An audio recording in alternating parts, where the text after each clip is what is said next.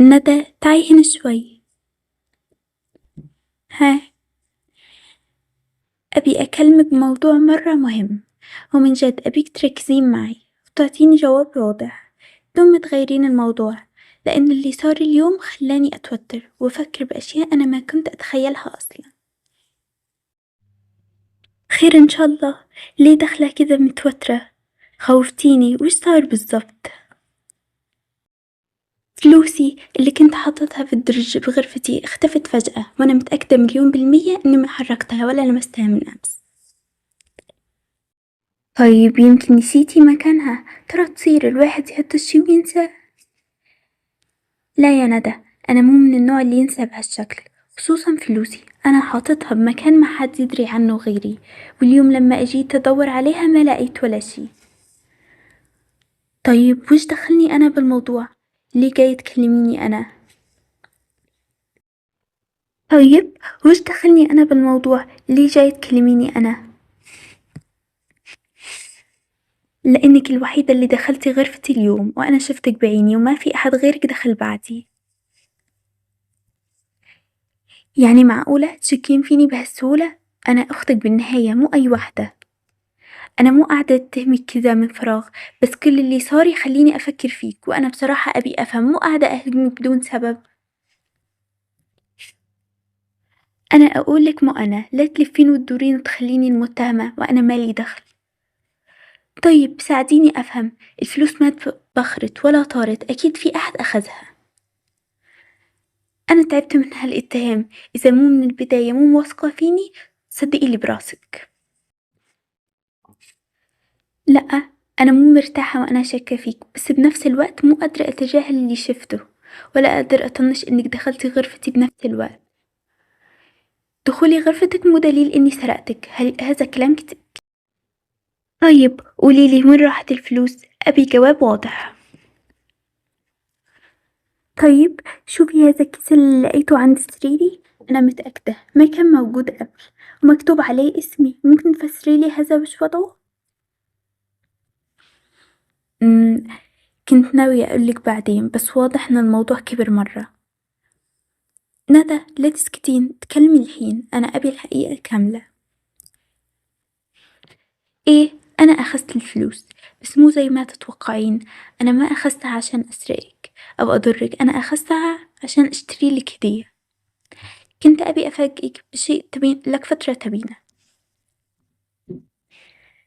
يعني كل هالوقت وأنا أتهمك وأفكر فيك بطريقة غلط، وإنتي كنتي تسوين شي عشاني؟ كنت أبيها تكون مفاجأة حلوة، مو موقف زي كذا كله ضغط ومشاكل. أنا صراحة حاسة إني ظلمتك مرة، وكلامي كان قاسي، بس والله كنت متوترة وما كنت أعرف الحقيقة. أنا مو زعلت عشانك شكيتي، بس عشانك ما عطيتيني فرصة أشرح من البداية. عندك حق، أنا استعجلت وكان المفروض أهدى قبل ما أتكلم. خلاص خلينا نعدي الموضوع، أهم شي إننا فهمنا بعض، ما نخلي شي زي كذا يفرق بينا مرة تانية.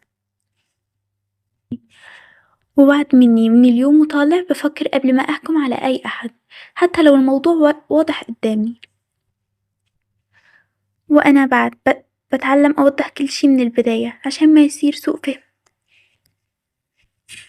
وأهم شي إني مرة محظوظة إني عندي أخت مثلك. طيب قوليلي وين راحت الفلوس؟ أبي جواب واضح.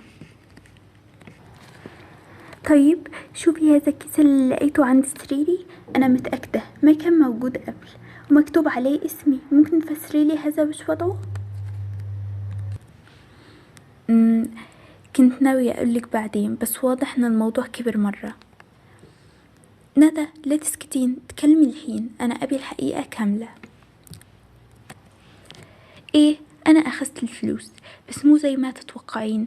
أنا ما أخذتها عشان أسرقك أو أضرك، أنا أخذتها عشان أشتريلك هدية. كنت أبي أفاجئك بشيء تبين لك فترة تبينه. يعني كل هالوقت وأنا أتهمك وأفكر فيك بطريقة غلط، وإنتي كنتي تسوين شي عشاني؟ كنت أبيها تكون مفاجأة حلوة، مو موقف زي كذا كله ضغط ومشاكل. أنا صراحة حاسة إني ظلمتك مرة، وكلامي كان قاسي، بس والله كنت متوترة وما كنت أعرف الحقيقة. أنا مو زعلت عشانك شكيتي، بس عشانك ما عطيتيني فرصة أشرح من البداية. عندك حق، أنا استعجلت وكان المفروض أهدى قبل ما أتكلم. خلاص خلينا نعدي الموضوع، أهم شي إننا فهمنا بعض، وما نخلي شي زي كذا يفرق بينا مرة تانية.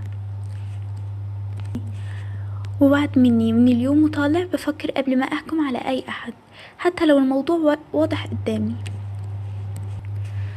وأنا بعد بتعلم أوضح كل شي من البداية عشان ما يصير سوء فهم. وأهم شي إني مرة محظوظة إني عندي أخت مثلك.